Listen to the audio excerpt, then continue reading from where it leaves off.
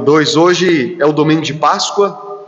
Como nossa irmã lembrou, nós celebramos a ressurreição do Senhor. Se sexta-feira foi o dia da paixão de Cristo, que nós usamos essa palavra, essa expressão paixão de Cristo, para se referir ao sofrimento dele, à morte, à entrega dele por nós. Então na sexta nós celebramos a paixão de Cristo, a morte de Cristo, né? É um tom agridoce em que a gente lembra de que ele morreu e ao mesmo tempo lembra do porquê que ele teve que morrer, né? Mas o domingo não. O domingo é o dia, depois da volta de Jesus, como eu falei a semana passada, é o dia mais importante porque nós celebramos a ressurreição do nosso Senhor. Nós servimos a um Cristo que morreu sim, mas não permaneceu morto. Ao terceiro dia ele ressuscitou.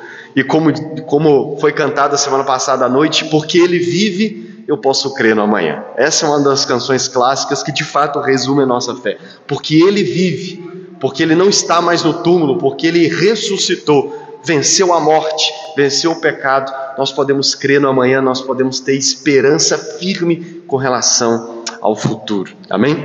Mas como estamos numa série, né? E o bom da pregação expositiva, né, em série é isso, é que, de certa forma, eu não consigo controlar os assuntos que vão ser tratados. Na verdade, vocês vão ver que eu vou, vamos dizer assim, usar da aplicação do que Paulo vai falar nesses versos de hoje, para poder tratar de um assunto que é recente e que é muito importante e urgente nós tratarmos na igreja. E que, graças a Deus, que nós vamos nos deparar com versos como esse que eu tenho a oportunidade de falar. Porque já adianto que seria um assunto que, apesar de extremamente necessário, é um daqueles assuntos que a gente nunca sabe quando tratar dele, né? Quando é que eu vou falar dele? Então, quando nós estamos pregando em sério, um dos benefícios da pregação expositiva é que o pastor, o pregador, ele não tem como controlar do que ele vai falar. Se o texto vai falar daquele assunto, então ele precisa falar. Então, nós vamos ver isso. Capítulo 2, verso 1 a 9. E eu estou fazendo mistério aqui para prender sua atenção e te instigar, né? A curiosidade de saber que assunto é esse, né? 1 Tessalonicenses, capítulo 2, nós vamos ler hoje dos versos 1 a 9. E vamos tratar dos versos 1 a 9 hoje. Vamos ler. Irmãos, vocês sabem muito bem que a nossa chegada no meio de vocês não foi em vão. Pelo contrário, apesar de maltratados e insultados em Filipos, como vocês sabem, tivemos ousada confiança em nosso Deus para anunciar a vocês o Evangelho de Deus, em meio a muita luta. Pois a nossa exortação não procede de erro ou de intenções impuras, nem se baseia no engano, pelo contrário, visto que fomos aprovados por Deus, a ponto de Ele nos confiar o Evangelho, assim falamos, não para agradar as pessoas, e sim para agradar a Deus, que prova o nosso coração. A verdade, como vocês sabem, é que nunca usamos de linguagem de bajulação, nem de pretextos gananciosos. Deus é testemunha disso. Também jamais andamos buscando elogios das pessoas, nem de vocês, nem de outros. Embora, como apóstolos de Cristo, pudéssemos ter feito exigências, preferimos ser carinhosos quando estivemos aí com vocês, assim como uma mãe que acaricia os próprios filhos. Assim, com muito afeto, estávamos prontos a lhe oferecer não somente o Evangelho de Deus, mas até mesmo a própria vida, porque vocês se tornaram muito amados por nós. Pois vocês com certeza se lembram, irmãos, do nosso esforço e fadiga, e de como, trabalhando de noite e de dia, para não vivermos à custa de nenhum de vocês, proclamamos a vocês o Evangelho de Deus. Vamos orar mais uma vez. Senhor Deus, eis a Tua palavra, fale aos nossos corações. Na verdade, Senhor, o Senhor sabe como que a aplicação que eu vou fazer dessa passagem hoje é um pouco dura, pesada. Se há alguém aqui que, assim como eu, já sofreu algumas coisas que eu vou falar hoje, talvez pode ser até mais difícil ouvir essa pregação até o fim, mas eu sempre conto com a presença do Teu Espírito, com o poder do Teu Espírito para poder guardar a pregação, levar ela no mais íntimo do nosso coração, e especialmente com o assunto de hoje, que o Teu Espírito leve essa palavra ao coração de cada um aqui, não com peso, Senhor, não como um fardo, mas como talvez uma cura, como um refrigério, e como um sinal de esperança, de que a Tua igreja, ela é a esperança do mundo, e que existem sim, Pai, igrejas saudáveis e sérias, onde possamos conviver. Em nome de Jesus, amém. Vamos tratar dos versos 1 a 4 primeiro, e depois o tom que eu estou querendo dizer para vocês, que vai ser um pouco talvez pesado, delicado, é a partir do verso 5. O tema de hoje, que eu dei para essa passagem fiquei lutando muito sobre qual tema daria, tinha pensado num outro primeiro, mas sempre quando eu vou preparar ali a pregação e estou estudando ali e tal, sempre tem algumas vezes acontece de mudar aquilo que eu havia planejado anteriormente, e esse é o caso. Pensei, por exemplo, ir até mais versos, mas decidi, enquanto preparava, ir até o 9 por enquanto. O tema que eu dei para a pregação é a relação tóxica entre líderes e membros na igreja. Então nós vamos ver como que essa passagem nos traz luz a esse tema, e eu quero mostrar para vocês o porquê que falar disso é importante. Sim, essa palavra tão usada hoje, tóxica, relacionamento tóxico, masculinidade tóxica, feminismo tóxico e por aí vai, mas eu decidi usar assim mesmo, porque especialmente até mesmo para alcançar as pessoas através dessa gravação, você sabe que principalmente em mundo de YouTube, rede social, às vezes um nome chama mais atenção, uma palavra chama atenção. E esse é um assunto muito importante que, na verdade, apesar de, em muitos contextos, essa palavra ser usada de forma muito pejorativa e distorcida, ela tem um lugar sim. E nós podemos sim falar sobre uma relação tóxica entre líderes e membros da igreja. Poderia dizer entre pastores e membros da igreja, mas eu quis expandir um pouco o termo, porque às vezes não é apenas o pastor que tem uma relação tóxica com membros da igreja.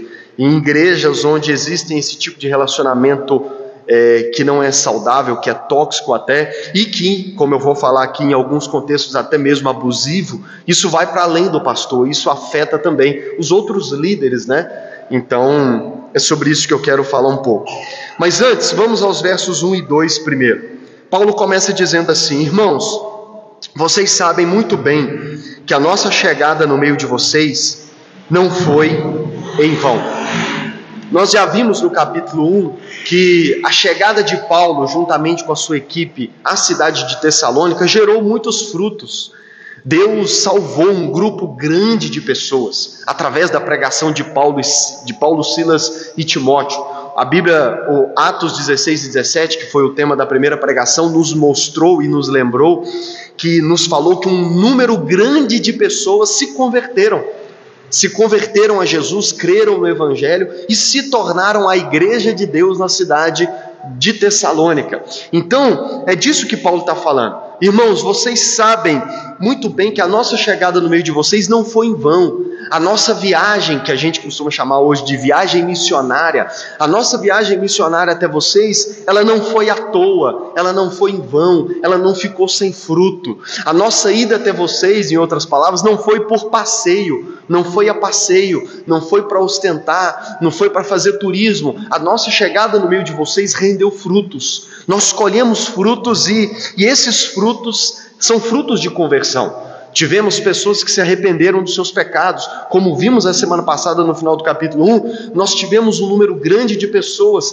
que se converteram de verdade, que deixaram os ídolos, sejam os de imagem de escultura, sejam aqueles do coração, mas nós tivemos um número de pessoas que deixaram os ídolos e se converteram ao Deus vivo e verdadeiro. Então é disso que ele está falando. Irmãos, vocês sabem que a nossa chegada aí, com a graça do Senhor, como vimos no capítulo 1, pelo poder do Espírito Santo, através da ação do próprio Deus, de escolher pessoas no meio da cidade, dentre os tessalonicenses, para poder salvar, para que eles se tornassem os cristãos, a igreja nos Tessalonicenses. Então Paulo está relembrando isso. A nossa chegada no meio de vocês rendeu fruto. Irmãos, esse é o desejo do coração de todo missionário, de todo pastor, de todo líder, deve ser de todo cristão, que, vamos dizer assim, os nossos atos de evangelismo, que todas as vezes em que a gente conversa com as pessoas, evangeliza as pessoas no nosso trabalho, em casa, em todos os lugares que a gente tiver, é que tenha frutos. Esse é o desejo do nosso coração. Isso não se trata de querer números, se trata de querer pessoas convertidas. Nós não devemos querer apenas ter pessoas ocupando as cadeiras. Nós queremos ter pessoas verdadeiramente convertidas, porque esse é um fruto que buscamos.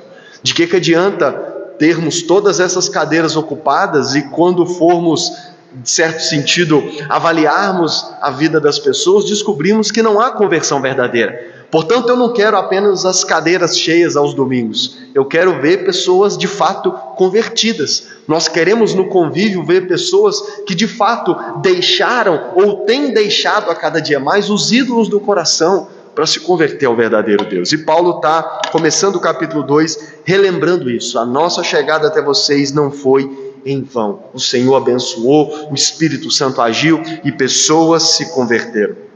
E ele continua dizendo no verso 2: pelo contrário, apesar de maltratados e insultados em Filipos, como vocês sabem, tivemos ousada confiança em nosso Deus para anunciar a vocês o Evangelho de Deus em meio a muita luta.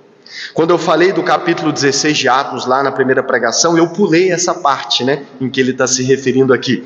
Mas vou recapitular a memória de vocês, talvez vocês já leram Atos capítulo 16.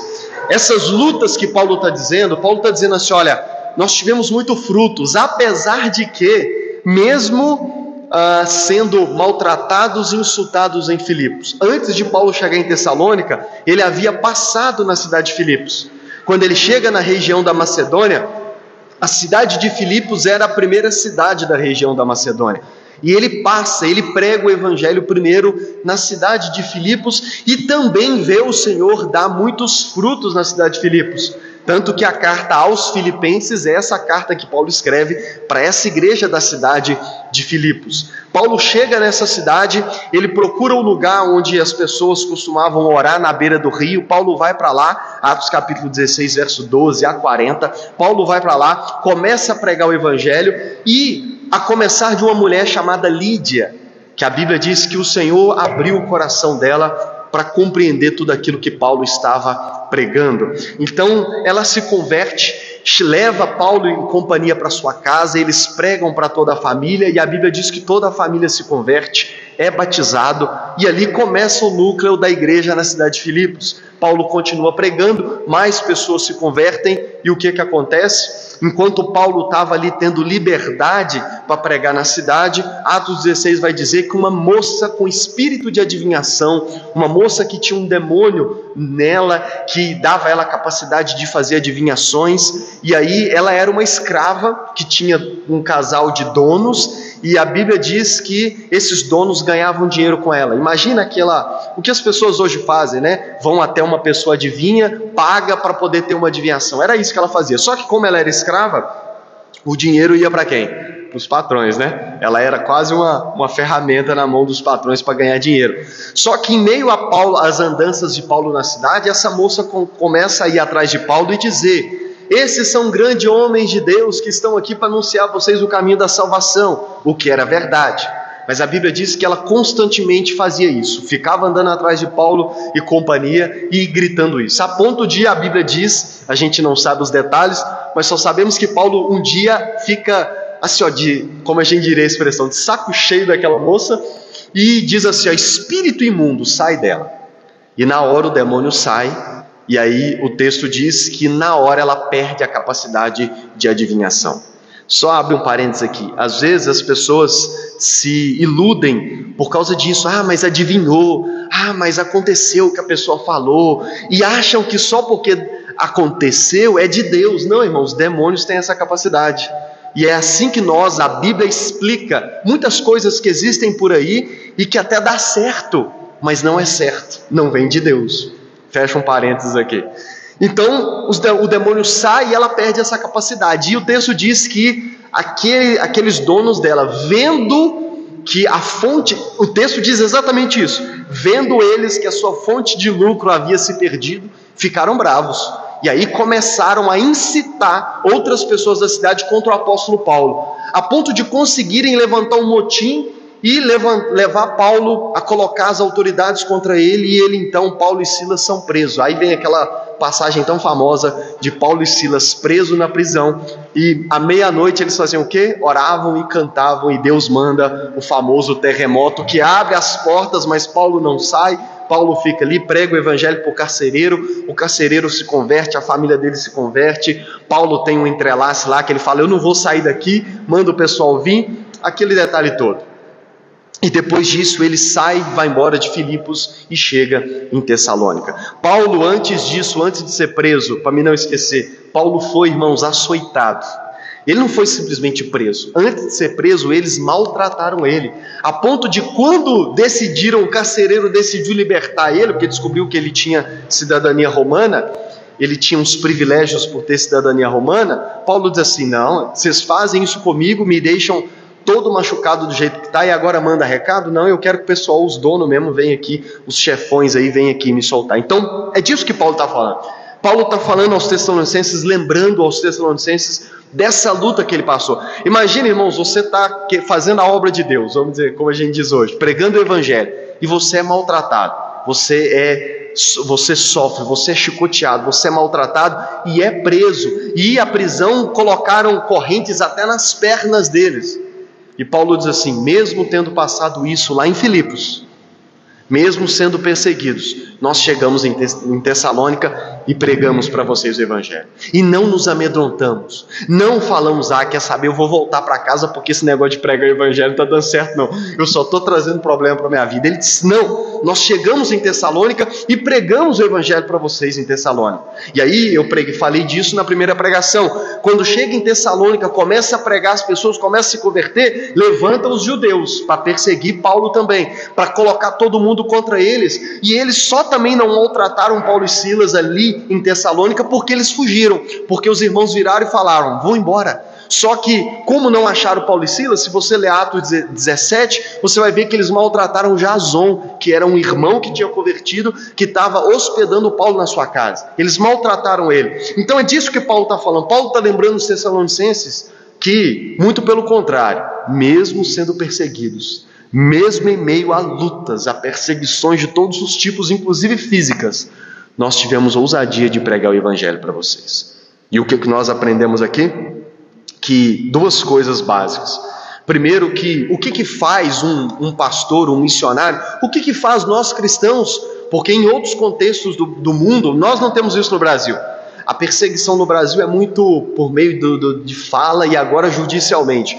Mas nós temos países do mundo em que cristãos, não estamos nem falando de pastores, mas cristãos são perseguidos. Cristãos têm que ser, como a gente critica no Brasil, e de fato no contexto brasileiro é errado, mas lá fora é certo. Cristãos 007, cristãos que são assim, não podem falar que são cristãos. No Brasil isso é errado, porque nós temos liberdade, você não deveria se esconder. Mas em outros contextos os cristãos têm que se esconder. Mas mesmo em países onde eles são perseguidos, os cristãos não deixam de pregar. O que faz, irmãos, cristãos, pastores continuarem pregando mesmo em meio à luta? É entender, em primeiro lugar, a urgência da pregação do evangelho.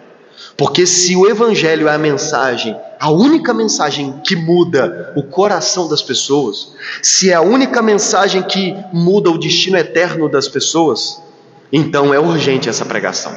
E Paulo diz: mesmo em meio às lutas, nós entendíamos a urgência de pregar o evangelho e nós pregamos o evangelho a vocês também. Mas a segunda coisa que nós podemos aprender é que as nossas lutas pessoais não podem impedir o avanço da pregação do evangelho. Às vezes nós vamos passar por lutas, como minha mãe começou dando testemunho aqui, lutas pessoais. Agora, nós temos sempre que lembrar que essas nossas lutas pessoais, seja no meio da saúde, seja as nossas lutas por outros motivos, irmãos, se Paulo não deixou as lutas impedi-lo de pregar, nós também não podemos deixar as nossas lutas pessoais, ou como igreja, impedir que a gente continue vivendo Cristo e pregando o evangelho.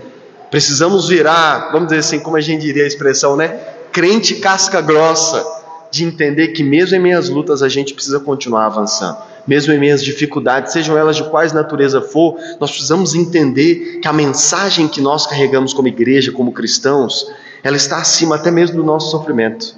Amém? Ela está acima do nosso sofrimento e precisamos levar ela até o fim. Precisamos anunciar ela aos 4 cantos dessa cidade, para a glória do Senhor. Vamos continuar, versos 3 e 4.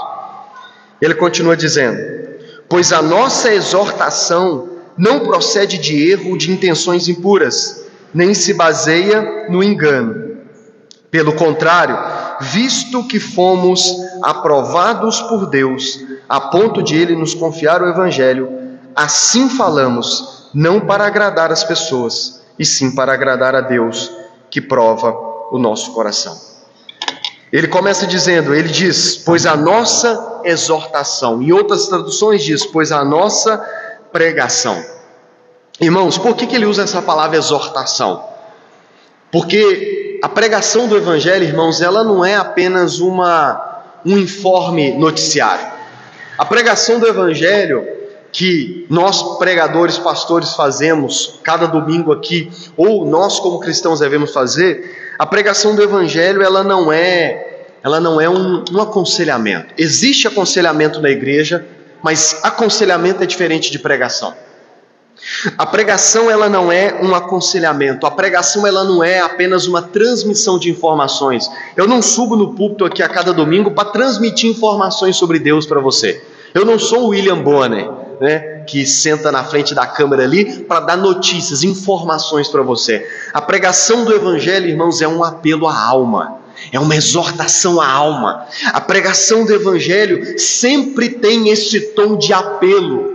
Embora normalmente na igreja a gente chame de apelo apenas aquele coisa que alguns pregadores fazem no final, que eu não faço e não gosto de fazer. Quem aqui quer aceitar Jesus? Levanta sua mão agora, vamos orar. Na igreja a gente costuma chamar isso de apelo, mas deixa eu dizer, apelo é toda a pregação inteira é um apelo. Quando nós estamos pregando a Bíblia de forma correta, de forma verdadeira, de forma fiel, a pregação como um todo é um apelo à sua alma. Eu não prego aqui apenas para apenas como um entretenimento para você, apenas como uma palestra de conhecimentos gerais ou conhecimento teológico para você. Toda pregação tem um tom de apelo. Quando eu prego aqui, eu estou apelando à sua alma para que você creia, para que você deixe que essa pregação transforme o seu coração. Portanto, ainda que eu não faça um apelo no final, sempre entenda cada pregação, cada palavra que eu falar como um apelo para a sua alma. Tiago diz que nós enganamos a nós mesmos quando somos apenas ouvintes da palavra e não praticantes. Então, toda pregação é um apelo, e é isso que Paulo está dizendo, a nossa exortação, a nossa pregação, porque a pregação do Evangelho, ela é um apelo.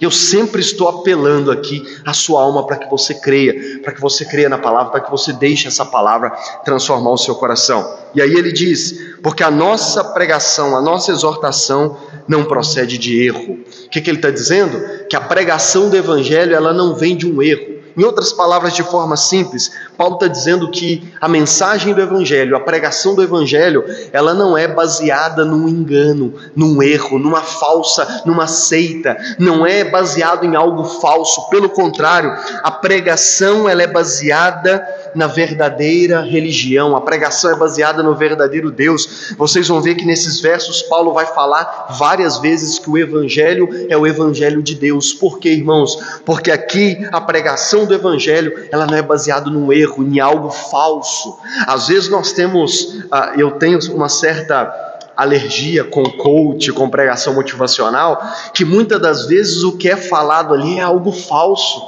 Quando é falado que todo mundo pode vencer, todo mundo pode chegar no milhão, e a gente sabe que isso é mentira. Nem todo mundo tem a capacidade de vários aspectos, seja aquisitivo, seja até mesmo intelectual. Tem pessoas que tentam assimilar alguns conhecimentos e não conseguem. Nós sabemos desde o período da escola, talvez é o seu caso, de que algumas pessoas naturalmente têm uma certa dificuldade de aprendizado. Então quando essas palestras e esses diz que todo mundo pode, é mentira.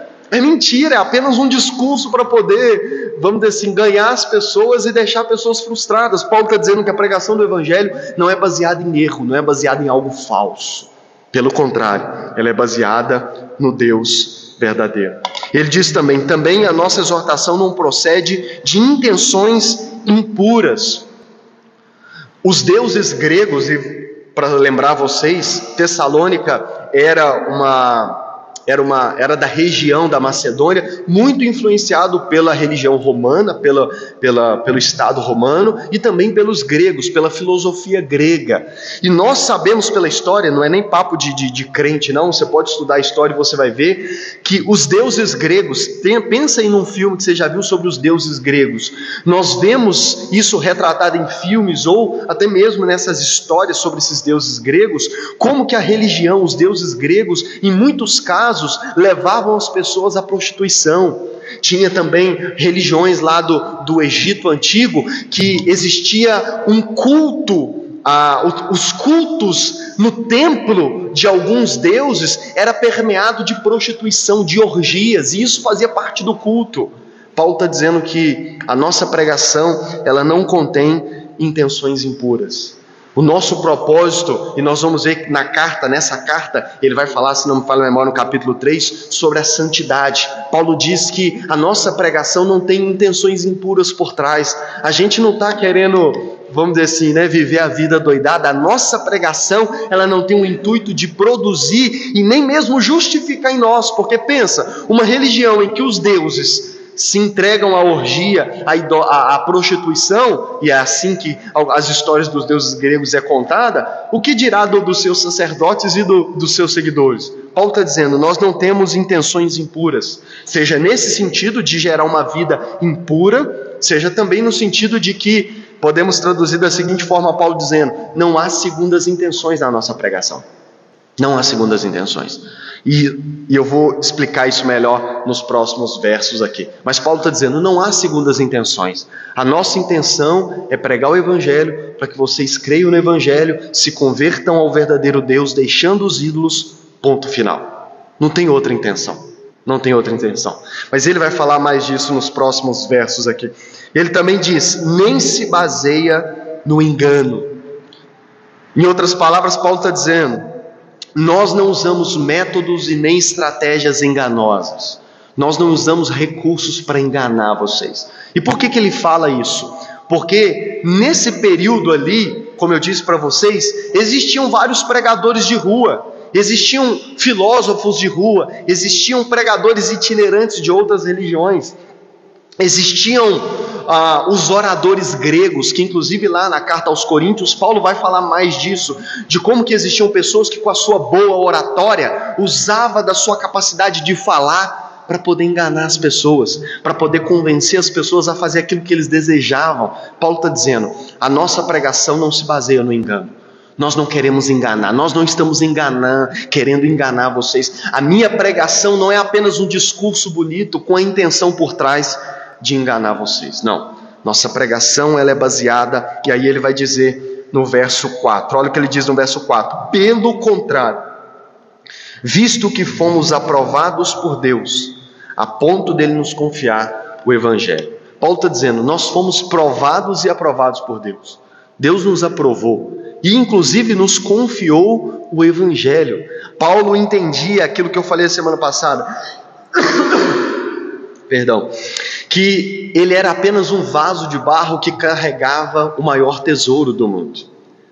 Eu já tenho usado nas últimas pregações sempre o exemplo do Martyn Lloyd-Jones, que aos 27 anos deixou uma carreira da medicina e muitos consideravam ele gênio e que muito provavelmente se tornaria o médico da rainha da Inglaterra, e ele abre mão disso para se tornar pastor e pregador do Evangelho. E quando perguntavam para ele como que foi fazer esse sacrifício de deixar uma carreira de medicina para virar pastor e pregador, ele diz assim, eu não fiz sacrifício nenhum, pelo contrário, eu recebi de Deus foi o maior privilégio que existe, que é alguém poder ser arauto do Evangelho.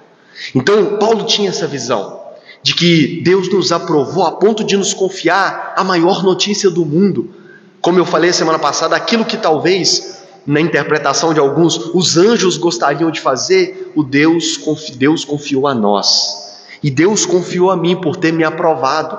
Ele sabia como eu era. Paulo foi perseguidor da igreja, mas ele se converteu de verdade e Deus confiou a ele o evangelho. Então ele está dizendo, pelo contrário, eu não engano, eu não tenho segundas intenções, porque eu fui aprovado por Deus. Deus me confiou o evangelho. E por ele me ter confiado o evangelho, ele diz, por isso assim falamos. E aí olha o que ele diz, não para agradar pessoas, mas sim para agradar a Deus. Irmãos, esse deve ser a principal razão e motivação, não apenas de quem prega, não apenas de quem é pastor, mas na vida de todos nós cristãos. Nossa maior motivação e a razão de nós fazermos tudo não deve ser agradar pessoas, mas agradar a quem? A Deus. Eu pontuei isso algumas semanas atrás, não sei se foi no púlpito ou conversando com alguém. Até mesmo a pregação, que talvez a gente poderia pensar assim, eu sei que alguns pensam, o propósito da pregação é edificar a igreja. O pastor prega para poder edificar a igreja. O maior propósito do pastor ao pregar, ou qualquer um que pregar aqui, é edificar a igreja, é para nos alimentar com a palavra. Deixa eu dizer para vocês, à luz dessa passagem, esse não é o primeiro motivo pelo qual devemos pregar. O primeiro motivo pelo qual Paulo pregava era para agradar a quem? A Deus, e não as pessoas. Porque quando nós, se agradar as pessoas é o meu primeiro propósito e motivo para pregar, aí irmãos, aí eu vou pregar só o que você quer ouvir, só o que te agrade. E um pastor, um púlpito, para não falar de uma pessoa só, quando o púlpito da igreja, ou quando aquilo que nós fazemos na igreja, seja louvor, seja servir, seja qualquer coisa, quando o nosso propósito é agradar pessoas em primeiro lugar, aí irmãos, as tentações são muito grandes, porque aí nós vamos nos amoldar a fazer ou pregar aquilo que agrada as pessoas, e aí eu vou fugir de temas que vai desagradar as pessoas, que vai desagradar a maioria, que vai desagradar alguns. Eu vou, vamos dizer assim, mudar a forma como as coisas acontecem na igreja, porque o nosso primeiro motivo é agradar as pessoas. Então, tem igrejas que prega e ensina isso, né? O propósito do culto deve ser os visitantes. A gente sempre celebra a presença dos nossos visitantes, mas deixa eu dizer, nem mesmo os visitantes são a primeira razão pelo qual fazemos tudo. Fizemos um culto do amigo, encorajamos todos a convidar os amigos, tivemos amigos presentes, amigos que voltaram, mas vocês viram como que foi o culto? O culto foi um culto normal. Por quê? Porque o propósito não é agradar as pessoas, o propósito é agradar a quem? A Deus. A primeira razão do culto é agradar a Deus. Eu lembro, lá na Cristo para a Cidade ainda eu preguei um ano retrasado, talvez, uma pregação sobre o propósito do culto, o propósito eterno do culto. E eu lembro que eu disse que, tem até no YouTube, se você quiser ouvir, o propósito do culto, irmãos, não é a gente, não é você. O propósito do culto é quem? É Deus. O culto é para Deus. Eu lembro que eu disse algo que talvez pode chocar, mas eu vou repetir aqui. Você já viu aquelas pessoas que saem assim, ó, não gostei do culto hoje. Entrei no culto do mesmo jeito, estou saindo do culto do mesmo jeito que eu entrei. Eita, fui na igreja hoje, participei do culto, mas voltei para casa do mesmo jeito que eu estava. Ou então alguns dizem, eu voltei para casa pior, porque o culto é de manhã, eu podia ter dormido até tarde, fui no culto ainda, eu voltei mais cansado ainda. Então o culto não foi bom, o culto foi ruim.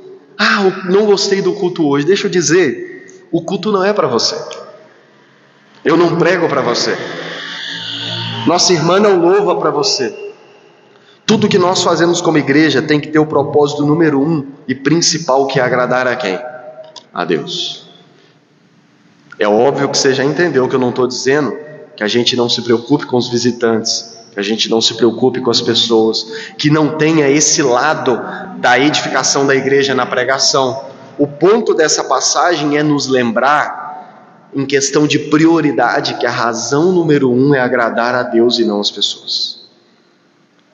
Eu sempre preparo a pregação não pensando, será que o pessoal vai gostar? Eu preparo a pregação pensando, será que o Senhor vai se agradar? Será que eu vou ser fiel nessa pregação? A ponto de no final da pregação, Deus, se eu pudesse ouvir, Deus poder dizer, muito bem meu filho, pregou como eu gostaria que você tivesse pregado. Pregou de forma fiel. Esse é o propósito. Esse é o propósito. E aí ele continua dizendo, não para agradar pessoas, e sim para agradar a Deus, que prova o nosso coração. Aqui está o temor do Senhor, o famoso temor do Senhor, que a Bíblia fala tanto sobre o temor do Senhor. Provérbios diz que o temor do Senhor é o princípio da sabedoria. O livro de Eclesiastes, que é tão sombrio, né? Que fala que tudo é vaidade, que não adianta trabalhar, não adianta os prazeres da vida. Eclesiastes é um bom livro para a gente estudar na escola bíblica. É bem assim melancólico o tom de Salomão em Eclesiastes. Parece que ele está lamentando, parece que já perdeu a fé, parece às vezes sem sentido o que Salomão está dizendo, mas no final ele conclui dessa forma. Depois de tudo isso que ele reflete no livro de Eclesiastes, ele diz: o resumo de tudo e o propósito de tudo é temer a Deus. Temer a Deus. Então, mesmo depois da reflexão profunda sobre a vida, Salomão termina dizendo que o propósito de todas as coisas, que a razão de todas as coisas é temer a Deus. E aqui nós vemos o temor de Deus no coração de Paulo, porque ele, tudo que fazia, sua pregação, suas viagens missionárias, tinha o intuito de, em primeiro lugar, agradar a Deus e não as pessoas, e em segundo ele diz assim: porque Deus prova o nosso coração. Irmãos, como nós pastores, nós pregadores e nós cristãos de modo geral, precisamos lembrar dessa frase: Deus prova os nossos corações. Paulo está dizendo que diante de Deus ele tinha a consciência limpa, como a gente poderia dizer, porque diante de Deus, e aqui está o ponto que ele quer reforçar, ele vai dizer isso no verso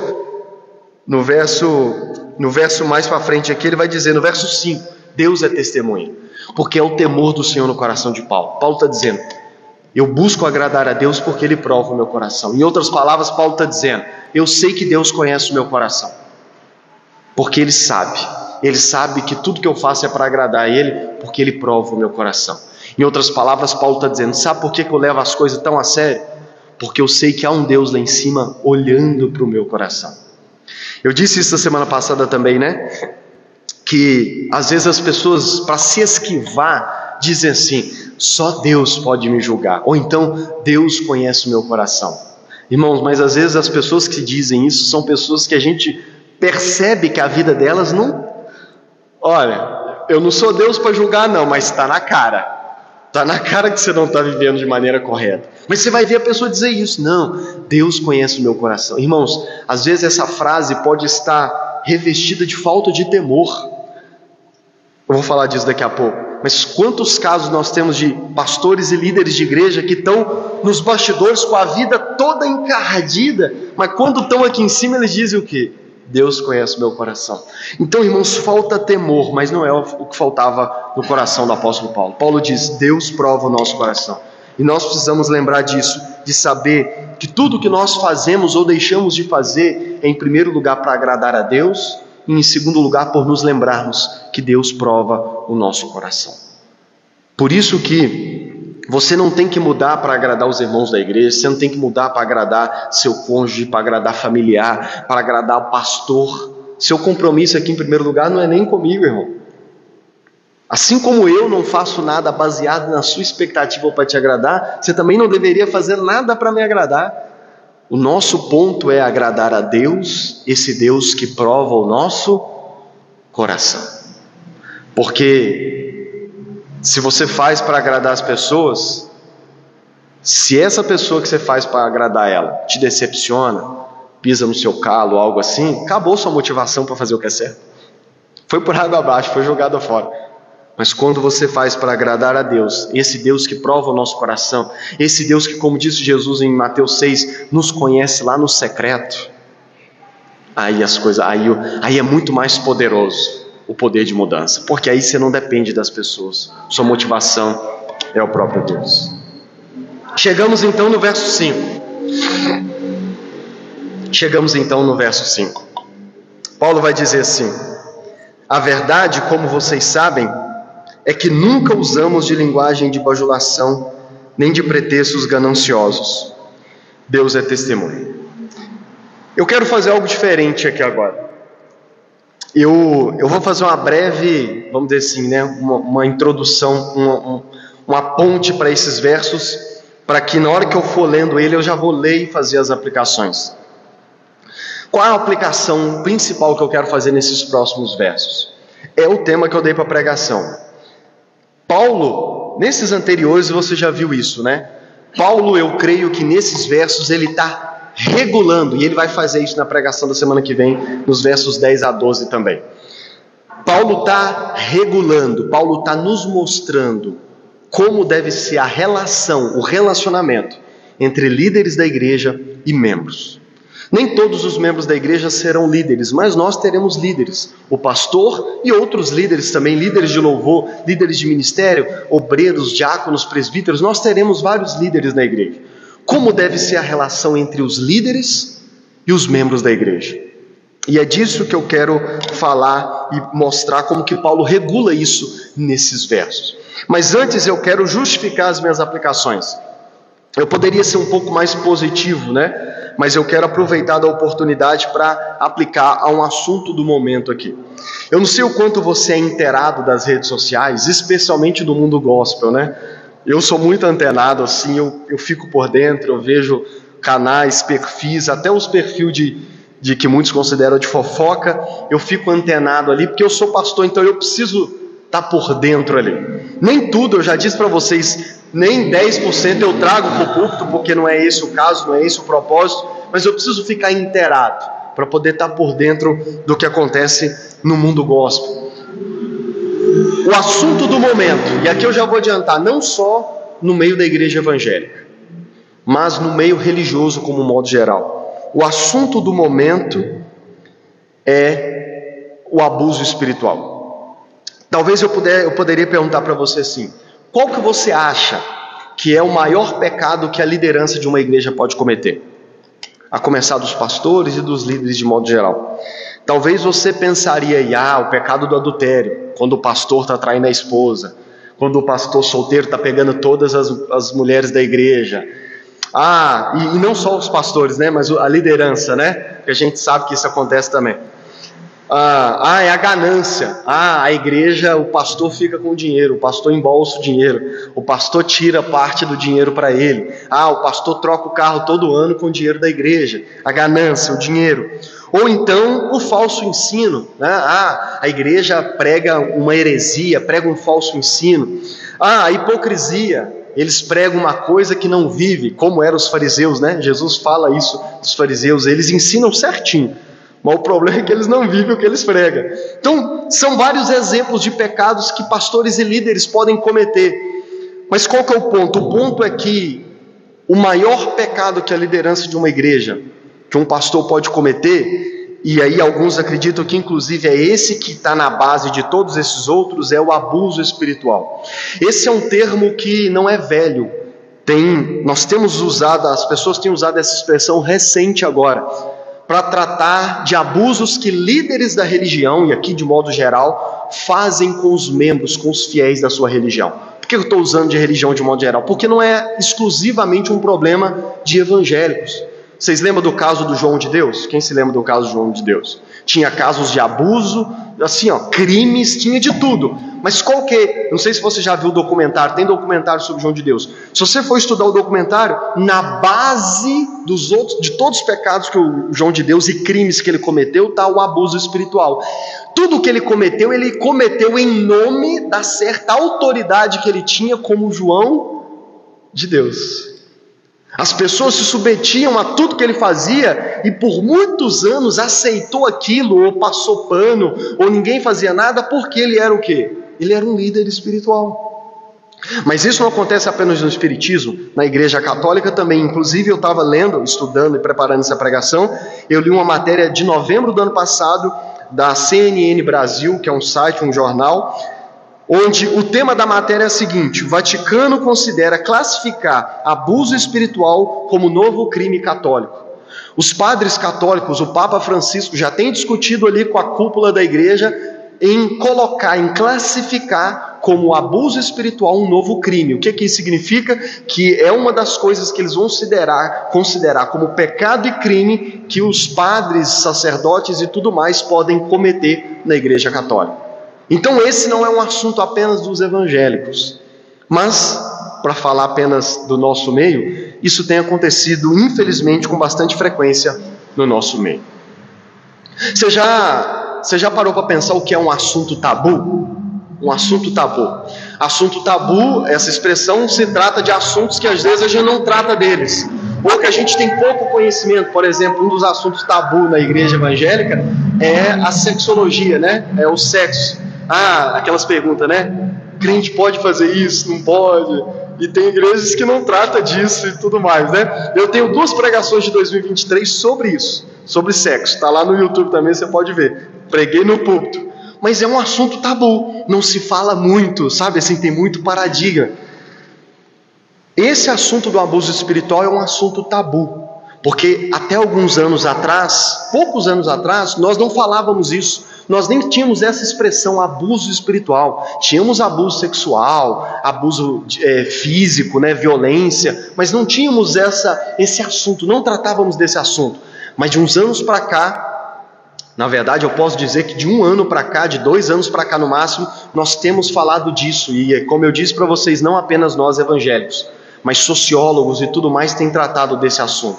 Casos recentes, por exemplo, o último que eu vi agora é de um Todd Wright, que é um evangelista norte-americano, que um grupo de pessoas de liderança, que fez parte da liderança do ministério que ele lidera, publicou uma carta com as acusações e provas de que ele, embora tenha um ministério conhecido, inclusive ele vem direto no Brasil aí, ele é um líder abusivo, e aí eles dão os motivos lá: desvio financeiro, mentira e várias outras coisas. Tivemos o caso recente que eu até mandei no grupo a vocês, do pastor Paulo Júnior, que não traiu a esposa, pelo menos até onde se sabe agora, não traiu a esposa, não desviou dinheiro da igreja, a própria igreja dele, que a igreja se reuniu, os líderes e os membros da igreja, e votou para que ele se retirasse da igreja, porque consideraram que ele não poderia mais ser pastor da igreja. Aí você pergunta, ele adulterou? Não, até onde se sabe não, e a igreja diz isso.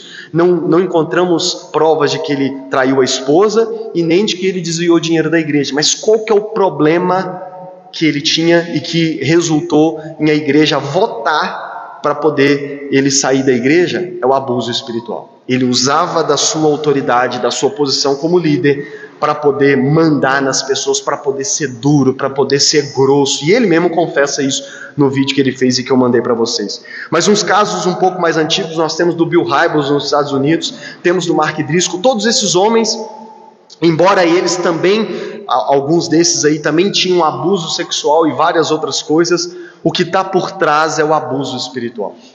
Tem um livro, 2 livros, aliás, que eu inclusive quero mencionar, se você tiver oportunidade para você ler. Um deles tem, inclusive, Deus está usando para poder quebrar isso aqui no Brasil, que é o livro Uma Igreja Chamada Tov. Mandei 2 vídeos sobre ele no grupo da igreja para vocês verem durante a semana, se preparando para essa pregação. Aquele livro, Uma Igreja Chamada Tov, que trata sobre isso. E um outro livro de um escritor católico, pesquisador, professor, que é Abuso Espiritual, a Manipulação Invisível, que é um dos primeiros no Brasil a tratar especificamente desse assunto. Esse autor, inclusive, ele fala que normalmente o abuso espiritual é um guarda-chuva que encobre vários outros. Às vezes um líder de religião, um pastor ou o que for, ele só comete os outros porque por baixo ele está cometendo esse. Ele acha que porque ele é um líder, ou ele aproveita da sua postura para poder cometer vários outros abusos, seja por ter uma autoridade impositiva e tudo mais. Feito essa introdução, eu penso que ao ler esses versos eu falei como que esse capítulo 2 de 1 Tessalonicenses é assim, um antídoto para nós, em meio a esse momento em que nós vivemos, em que tem se descobrido cada vez mais casos como esse, dos que já descobriram, tá? Porque Deus abençoe que Ele faça a limpa na sua igreja, que Ele vai fazer. Ainda tem muitos casos para a gente ver notícias ainda, inclusive na nossa cidade, infelizmente. Mas vamos ao texto. Então eu quero mostrar para vocês como que esses próximos versos regula e nos ajuda a guardarmos o nosso coração e a nossa igreja com relação a esse tipo de problema. Verso 5, Paulo diz: a verdade, como vocês sabem, é que nunca usamos de linguagem de bajulação. Paulo está dizendo, eu não usei de linguagem de bajulação quando eu fui falar para vocês. O que é a bajulação, irmãos? A bajulação é quando você fala para a pessoa o que ela quer ouvir. Não é assim a bajulação? Você sabe a diferença entre, né? A bajulação é quando você vê que a pessoa está falando aquilo só para te agradar. Ela tem uma certa malícia de que ela entende o que você quer ouvir, então ela já passou por isso, você já conviveu com pessoas assim, bajuladoras? Ela vai sempre falar o que você quer ouvir. E deixa eu dizer para você, em igrejas nós temos isso.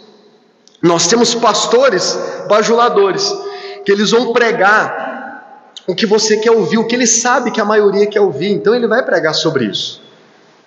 Ele vai, agora, daí para cá também existe, dos membros para com o pastor, que sabe que o pastor gosta de ouvir algumas coisas e ele vai falar. Às vezes os membros vai virar para o pastor e falar que, não, eu estou precisando melhorar minha vida, eu estou precisando de ajuda, olha, eu estou precisando melhorar esse e esse pecado, mas tá nada.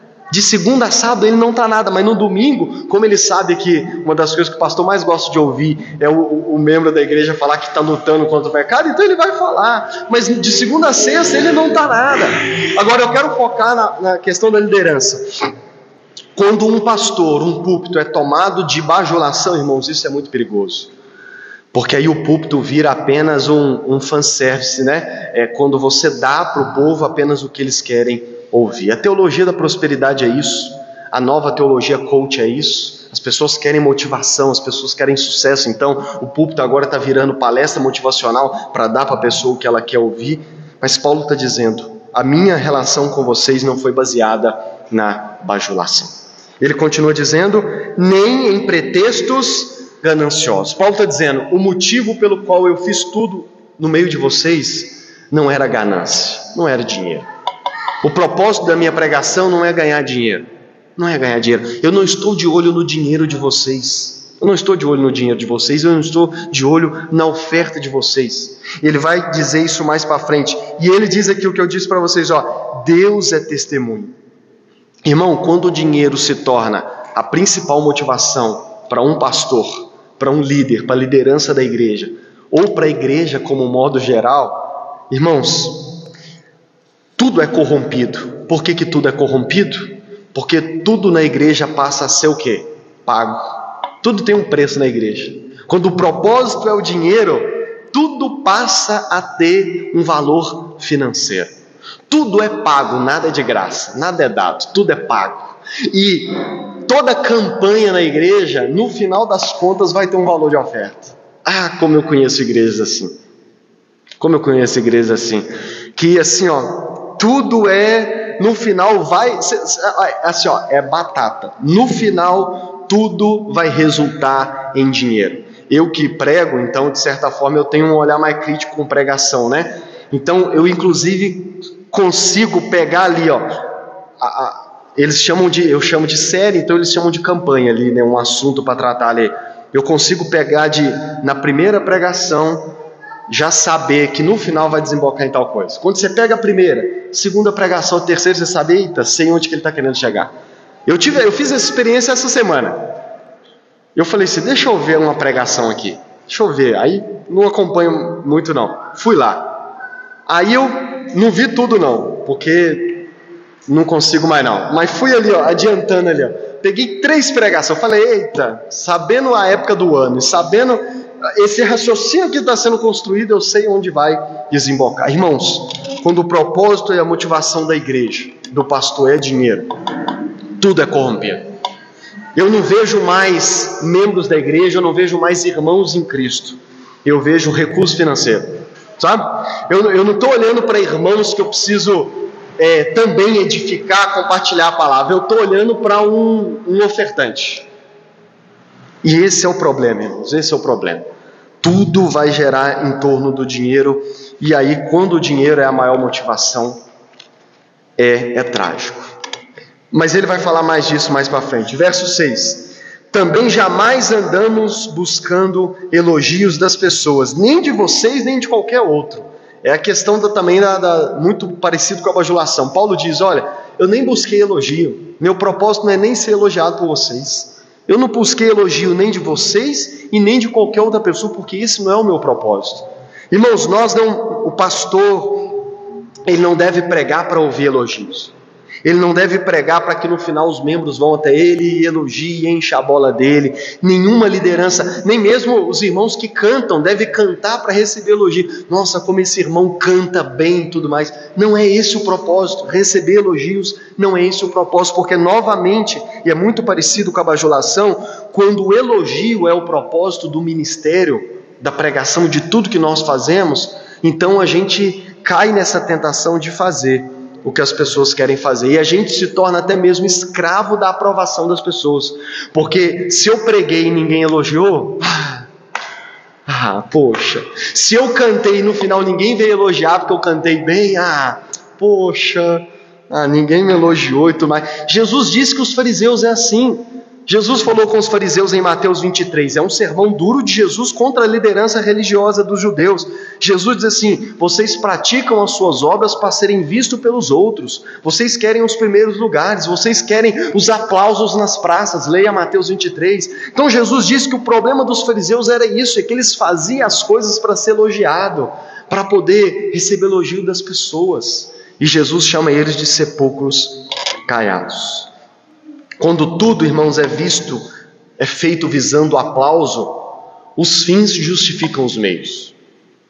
No propósito de alcançar aplausos, eu vou justificar qualquer coisa que eu faça, qualquer coisa. Aí eu vou dar pirueta aqui, aí eu vou soltar fogo de artifício, aí eu vou pôr fumaça, aí eu vou inventar um punhado de coisa, porque o propósito é ali criar um espetáculo onde, no final das contas, eu vou ser elogiado. A igreja, os irmãos, a membresia não é vista mais como irmãos em Cristo, mas é vista como a plateia para quem eu me apresento, de quem eu recebo aplausos. Inclusive, a forma como a igreja relaciona com rede social também é isso. Tem um podcast em que alguns pastores conversam sobre como que as redes sociais, especialmente os cortes, os reels e tudo mais, como que isso é uma tentação muito grande do pastor pregar já pensando no fazer o corte. Então, eu vou falar uma frase, não porque essa frase explica melhor o texto e ajuda a igreja a entender. Eu vou querer falar uma frase de efeito para depois eu ir lá na edição, cortar, ou mandar para o cara do som cortar para ir para a internet, e aí eu ganhar like, eu ganhar e tudo mais. Isso é muito perigoso, irmãos, porque isso também corrompe, distorce a vida da igreja e a relação de liderança em membros. Verso 7, Paulo diz assim: embora como apóstolo de Cristo pudéssemos ter feito exigências, preferimos ser carinhosos. Irmãos, essa frase aqui, ela é uma, como é que eu posso dizer? Ela é uma bomba. Porque Paulo está dizendo assim, embora como apóstolos de Cristo nós pudéssemos fazer exigências. No contexto aqui, essa exigência, em primeiro lugar, que ele está se referindo, é uma exigência financeira. Ele vai falar mais disso e também na segunda carta. Ele vai deixar claro pelo contexto e na segunda carta que essa exigência que ele está dizendo aqui é uma exigência de sustento. Paulo está dizendo assim, embora como apóstolo de Cristo, eu poderia exigir sustento de vocês, porque muito provavelmente ele tem em mente que Cristo disse que o trabalhador é digno do seu salário. Jesus mandou os seus discípulos sem nada por um determinado momento e disse, lá eles vão te sustentar, porque o trabalhador é digno do seu salário. Lá aos 2 Coríntios, capítulo 8 e 9, Paulo vai citar um texto do Antigo Testamento e mostrar que aquele texto do Antigo Testamento, Deus estava falando sobre o sustento daqueles que vivem para o ministério. Então é bíblico, mas olha o que Paulo está dizendo: embora eu pudesse exigir, eu não fiz. E aqui mais uma vez ele prova que a motivação dele não era o dinheiro. Porque tendo, vamos dizer assim, o aval de Deus para falar, não, vocês têm que me sustentar porque eu vivo da obra. Paulo disse, eu não fiz isso. Eu não fiz isso. Para mostrar para vocês que o meu propósito ao pregar, ao fazer tudo que eu fiz, não é o dinheiro.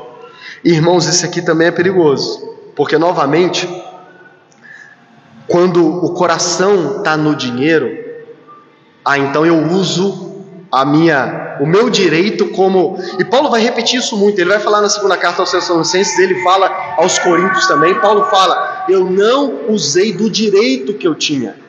Paulo diz, o meu propósito é tão puro diante do Senhor, tão reto diante do Senhor, que eu poderia exigir sustento, mas eu decidi não exigir. Mas eu quero fazer uma outra aplicação, porque ele diz assim, olha, mas preferimos ser carinhosos quando estivemos aí com vocês, assim como uma mãe que acaricia os próprios filhos. Irmãos, deixa eu dedicar alguns minutos a mais nesse aqui. Toda igreja tem um modelo de relação entre líderes e membros. Toda igreja. Seja consciente ou inconsciente, seja declarado ou ainda que ninguém fale, toda igreja tem um modelo de relacionamento entre líderes e igreja. Qual é o mais comum no meio das igrejas evangélicas que os pastores mais adoram falar dele, reforçar, distorcendo textos das Escrituras? É o modelo autoridade e submissos. Talvez se você já conviveu em igreja evangélica, você sabe disso. Liderança de igreja adora reforçar o fato de que nós somos a autoridade espiritual e vocês são os submissos. Então, como que você tem que olhar para nós aqui em cima? Como que você tem que olhar para mim? Como autoridade. Não, ele é a autoridade. Ele é o anjo da igreja. E quem sou eu? Eu sou um servo da igreja, que eu preciso servir ao meu líder, eu preciso obedecer ele, eu preciso ser leal a ele, e por aí vai. E aí cria esse modelo, enraiza no coração dos membros, esse modelo de que nós aqui em cima, não só no púlpito aqui, mas nós estamos num nível acima, porque eu sou líder, ou nós somos os líderes.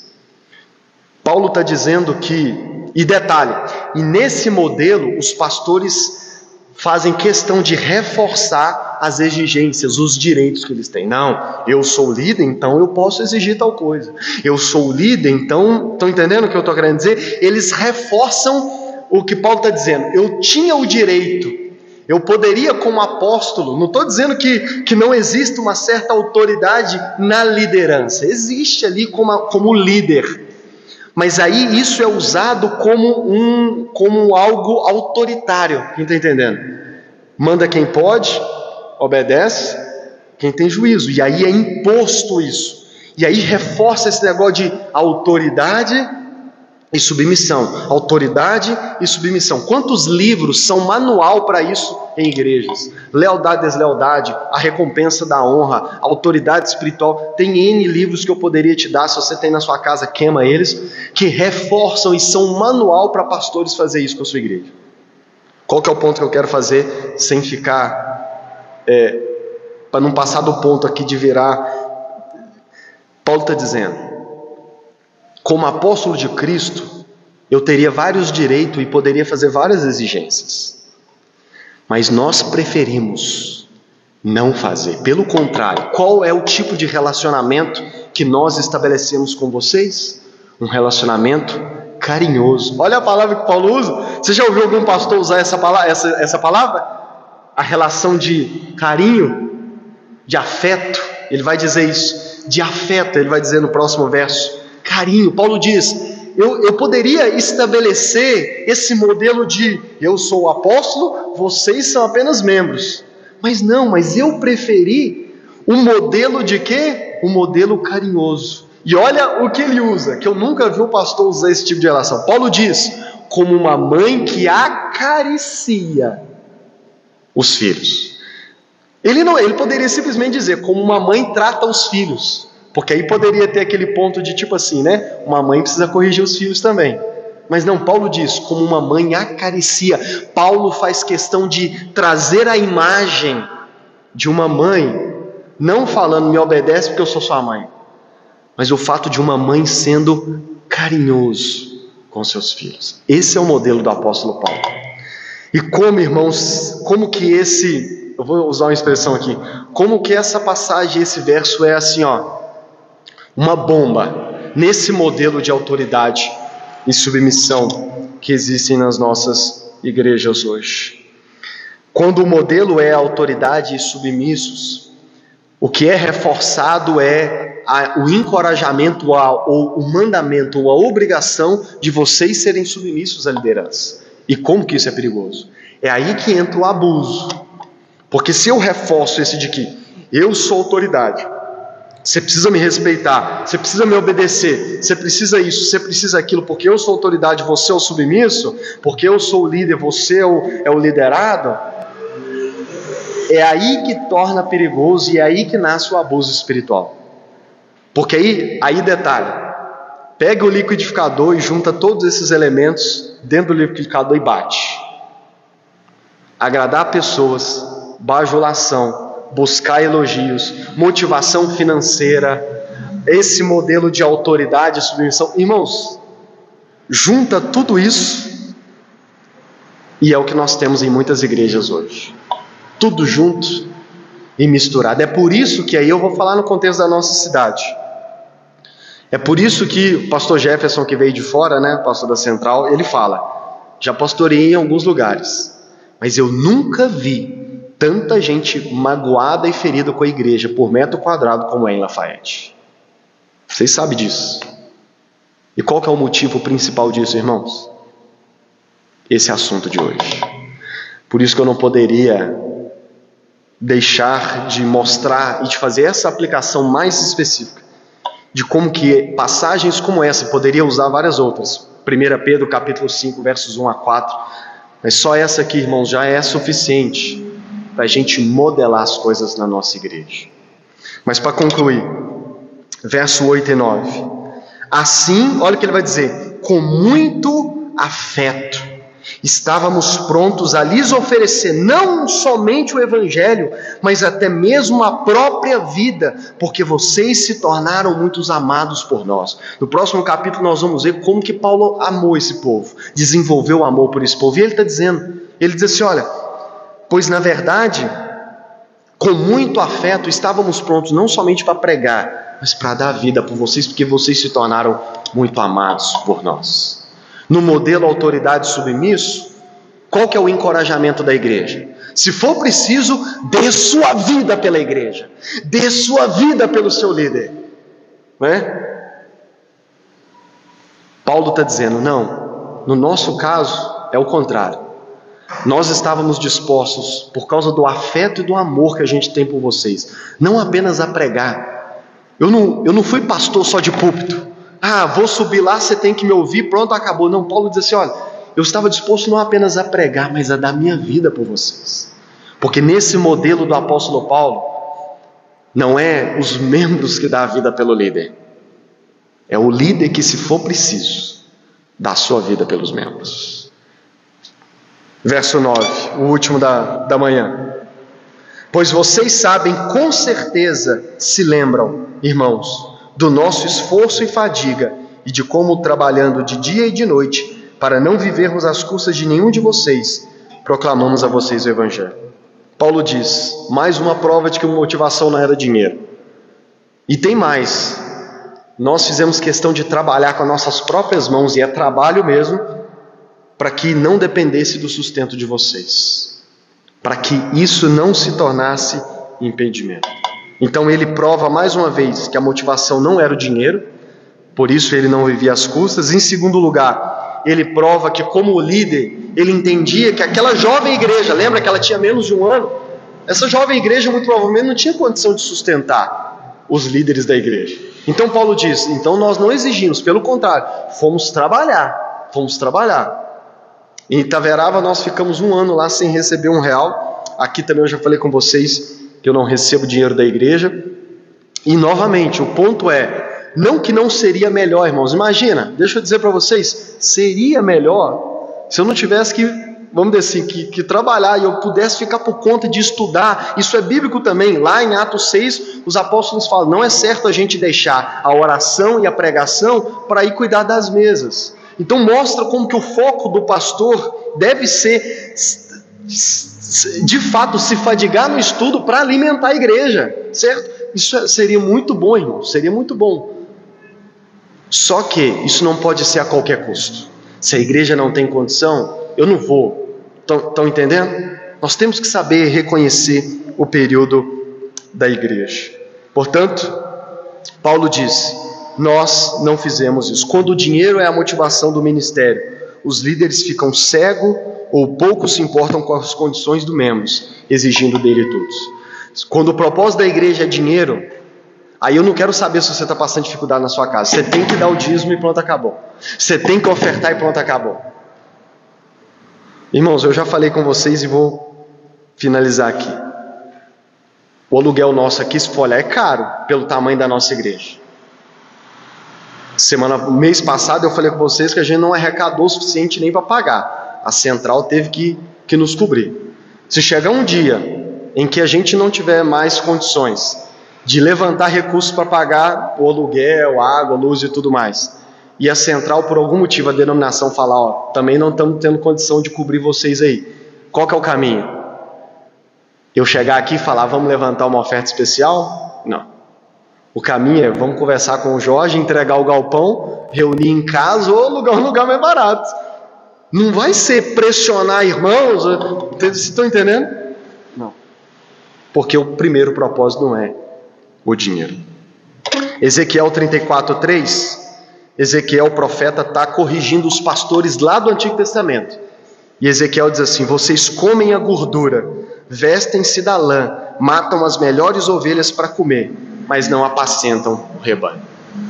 Quando o dinheiro se torna o maior motivo, os pastores hoje fazem como os pastores do Antigo Testamento: comem as ovelhas, matam a lã, mata a ovelha se for preciso, para poder se engordarem, e não apacentam a ovelha, porque eles não cuidam das ovelhas, eles querem só a lã. Eu já ouvi de um pastor dizer a seguinte frase: onde tem ovelha tem lã. E o contexto é que ele estava encorajando os pastores sobre a arrecadação, e ele diz: onde tem ovelha tem lã. Você quer lã? Então você tem que ganhar a ovelha. É esse o nível de coisas que Paulo está confrontando aqui. Agora, por que Paulo tinha essa seriedade de ser exatamente o contrário? Porque Paulo tinha em vista, e eu finalizo com isso, Paulo tinha em vista o supremo pastor das ovelhas. Quem é o supremo pastor das ovelhas? Quem é o grande pastor das ovelhas? Jesus. Que hoje, nesse final de semana, nós estamos lembrando que foi um pastor que tratou a igreja com seriedade, a ponto de dar sua vida por ela. Jesus foi um pastor que não buscou elogios e aplausos, porque se ele fizesse isso, ele não teria ido para a cruz, ele não teria morrido por nós, porque se ele viesse falando tudo que o pessoal queria ouvir, o pessoal não tinha crucificado ele não tinha crucificado ele. Jesus também é um Senhor que não veio e não fez nada, não foi um pastor que fez tudo por dinheiro. Pelo contrário, ele deixou sua glória nos céus, veio viver de forma humilde e, de certo sentido, pobre. Quando ele nasceu, seus pais ofereceram um sacrifício de família pobre, que era uma rolinha. Ele viveu de forma humilde e, no fim das contas, morreu nu, sem nada. Teve que ser enterrado no túmulo de uma outra pessoa, porque o propósito dele não era o dinheiro. Esse pastor, quando veio aqui, ele, até hoje, ele não é um pastor que impõe no autoritarismo. Mas nós sabemos que o método de Jesus foi o amor e o serviço. Sim ou não? Ele não veio impor. Ele diz: eu não vim para ser servido, em Marcos capítulo 10. Eu não vim para ser servido, pelo contrário, eu vim servir e dar a vida em favor de muitos. Marcos 10, 28. E por fim, ele não veio exigir que nós morrêssemos por ele. Pelo contrário, ele veio morrer por nós. E é olhando para esse pastor que Paulo moldava o seu ministério. É olhando para esse pastor que nós devemos moldar também o ministério da nossa igreja e a liderança da nossa igreja. Vamos orar?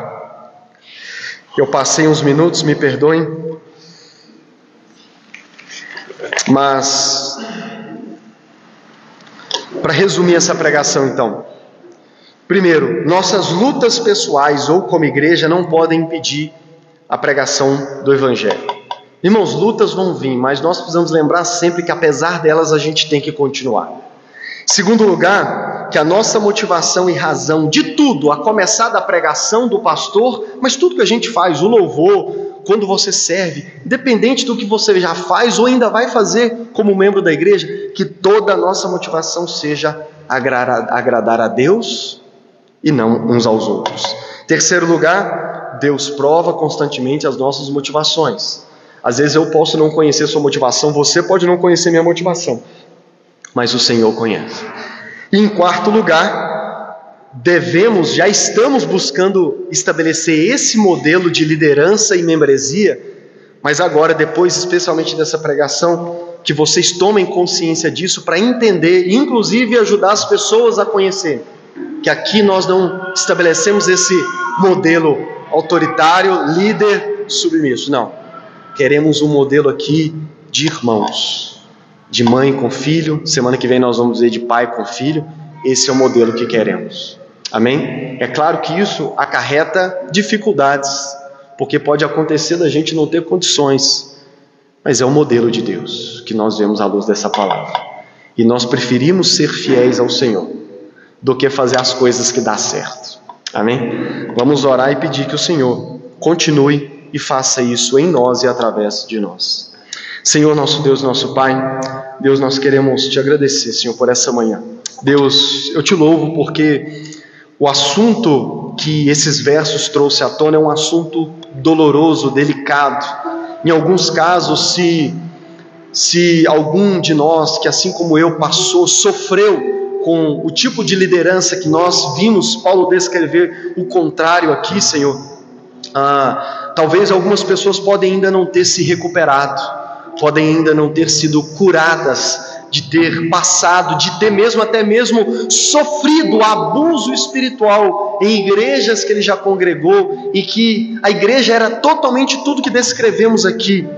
Deus, que o Senhor possa curar essa pessoa, que o teu Espírito possa curar o coração ferido dela, a alma ferida dela, que o Senhor possa tirar e curar ela dos seus traumas que ela passou. A nossa cidade, Pai, o Senhor sabe que é uma igreja, é um povo sofrido, são milhares de pessoas feridas com a igreja, e não com a igreja em si, mas especialmente com a liderança tóxica das igrejas, de várias igrejas que nós temos. É verdade que temos muitas igrejas saudáveis na nossa cidade, mas infelizmente temos muitas onde a relação da liderança com os membros da igreja é sim tóxica, é sim tudo que Paulo descreveu que não era o ministério dele, é o ministério de algumas lideranças de igrejas na nossa cidade e no nosso Brasil. Deus, que assim como o Senhor já tem feito no Brasil e no mundo, que é trazer uma limpa, uma cura para a igreja, a começar de destronar esses pastores e líderes que se sentem donos da igreja, que o Senhor continue fazendo isso. Faça isso. Eu sei que o processo é doloroso, porque isso exige trazer à luz vítimas, exige às vezes trazer à luz situações que as pessoas já não querem mais tocar no assunto.